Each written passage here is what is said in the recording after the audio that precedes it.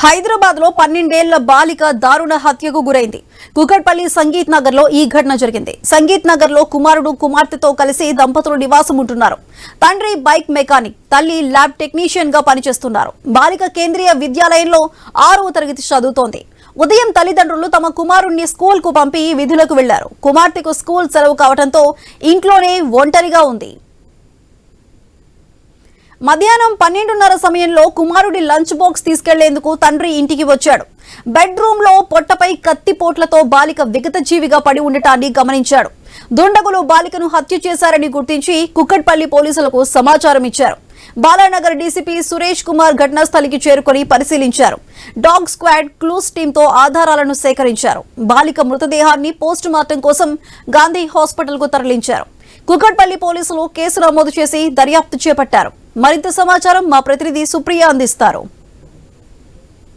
కుక్కట్పల్లిలో ఈరోజు దారుణం చోటు చేసుకుంది. 10 ఏళ్ల బాలికని మాత్రం ఒక మైనర్ బాలికను గుర్తు తెలియని వ్యక్తులు వచ్చి కత్తులతో పొడిచి అయితే కిరాతంగా హత్య చేశారు. ఆ సమయంలో ఇంట్లో తల్లిదండ్రులు లేరు. అయితే తండ్రి మాత్రం తమ్ముది బాక్స్ మర్చిపోయిందని చెప్పి ఇంటికి వచ్చిన వేళలో అయితే చూసేవారికి అయితే బెడ్ పైన మాత్రం ఆ చిన్నారి విగతజీవిగా పడిపోయింది. ఇప్పటి వరకు అయితే క్లూస్ టీమ్ ద్వారా అయితే పోలీసులు అయితే సీసీ ఫుటేజ్ ద్వారా అయితే ఒక వ్యక్తి వచ్చినట్టయితే గుర్తించారు. అసలు ఏం జరిగింది ఏంటో చెప్పడానికి అయితే మనకు ఈ బిల్డింగ్ కి సంబంధించిన ఓనర్ అయితే ఉన్నారు. ఒకసారి అన్నట్టు తెలుసుకుంటారు.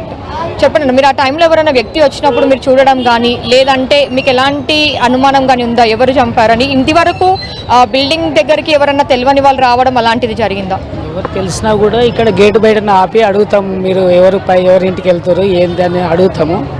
అడిగిన తర్వాత వాళ్ళని పిలిచి సరే పలానా ఇంటికి వెళ్తున్నామని చెప్తారు. వాళ్ళు మళ్ళీ ఇది డెలివరీ బాయ్స్ కూడా వస్తే వాళ్ళకి ఫోన్ చేసి ఇవ్వాలమ్మా, మీరు పైదాకా వెళ్ళొద్దని కూడా చెప్తాము. ఆ మాట కూడా అయితే సడన్లీ ఈరోజు మేము బయటికి వెళ్ళినాము, తాళం వేసి లేము ఇంటి దగ్గర. మళ్ళీ 12:30కి మేము వచ్చేసరికి తల్లిదండ్రులు ఏడ్చుకుంటూ కూర్చున్నారు. ఇక అది జరిగింది అది విషయం. అంటే ఆ సమయంలో మీరంటే లేరు, బిల్డింగ్లో మిగతా రెంటర్స్ ఉంటారు కదా, వాళ్ళు కూడా ఎవరు ఉన్నా కానీ అంటే వాళ్ళు ఎవరు చూడలేరా? బయట చూడలేదు, ఎవరు చూడలేదు. ఎవరి ఇళ్ళలో వాళ్ళు డోర్లు పెట్టుకొని ఉన్నారు. ఎవరు చూడలేదంట. వాళ్ళని కూడా ఎంక్వైరీ చేశారు. వాళ్ళు కూడా అడిగితే మేము చూడలేదు, మరి ఏం జరిగిందో మాకు కూడా తెలియదు. వీళ్ళ తల్లిదండ్రులు ఏడుస్తుంటేనే మాకు కూడా తెలుస్తుంది అందరికీ అని చెప్పేసి అన్నట్టు. ఎలా ఉండేవాళ్ళు బిల్డింగ్లో? ఇటు పాప అవ్వచ్చు, లేదంటే పాపకి సంబంధించిన తల్లిదండ్రులు ఎలా ముందు అసలు పాపకి సంబంధించిన అంటే తల్లిదండ్రులకి చుట్టుప్రక్కన ఎవరితోనన్నా గొడవలు కానీ ఏమైనా ఉన్నాయా? అంటే అలా కూడా అనుకోవచ్చా ఏమన్నా?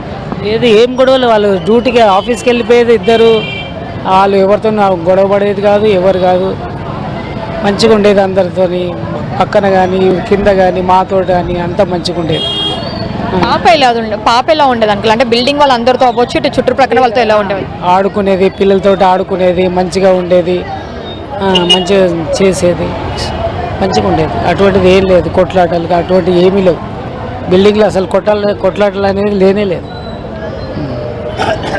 సో ఓవరాల్గా అయితే ఇక్కడ చూస్తే అయితే పాపకి సంబంధించి అవ్వచ్చు, లేదా తల్లిదండ్రులకి కూడా ఇక్కడ చుట్టుప్రక్కల వాళ్ళతో అయితే ఎలాంటి గొడవలు లేదని చెప్పి కూడా ఈ బిల్డింగ్కి సంబంధించిన ఓనర్ కూడా చెప్తున్నారు. దానికి తోడు బిల్డింగ్లోకి ఎంటర్ అవ్వాలంటే ముందుగా ఏ ఫ్లోర్కి ఎవరింటికైనా ఎవరైనా వచ్చినారు అంటే వాళ్ళు కాల్ చేసిన తర్వాత వాళ్ళని అడిగిన తర్వాతనే పైకి పంపిస్తామని కూడా చెప్తున్నారు. ఇంకా ముఖ్యంగా బోర్డు కూడా మనకు గేట్ పైన డెలివరీ బాయ్స్కి కూడా ఎంట్రీ లేనట్టే చెప్తున్నారు. ఒకవేళ ఎవరైనా ఆర్డర్స్ పెట్టుకున్నా డెలివరీ అవ్వాలన్నా కానీ కస్టమర్స్ నుంచి మనకు కాల్ వచ్చిన తర్వాతనే డెలివరీ బాయ్స్ని కిందకి నుంచి పైకి అలో చేస్తామని కూడా చెప్తున్నారు. ఈ రోజు ఓనర్స్ లేకపోవడం కూడా ఇది మనకు ఒక పెద్ద మైనస్ గా అయిందనే చెప్పాలి. ఇంకా ఈ సమయంలో ఈరోజు బయట ఎవరు ఉండకపోవడంతో పాప ఒక్కటి ఇంట్లో ఉన్న సమయంలో ఎవరైతే గుర్తు తెలియని వ్యక్తి వచ్చాడో అప్పుడు డోర్ కొట్టగానే పాప ఇంట్లో వాళ్ళనుకొని చెప్పి డోర్ తీయంగానే అయితే కత్తులతో పొడిచిన సంఘటన అయితే ఈరోజు కుకట్పల్లి ప్రాంతంలో అయితే కలకలం రేపుతుందని చెప్పాలి. ఇప్పటి వరకు అయితే క్లూస్ టీమ్ తో అవ్వచ్చు, లేదంటే పోలీసులు డాగ్ స్క్వాడ్స్ అయితే వచ్చి ఇక్కడ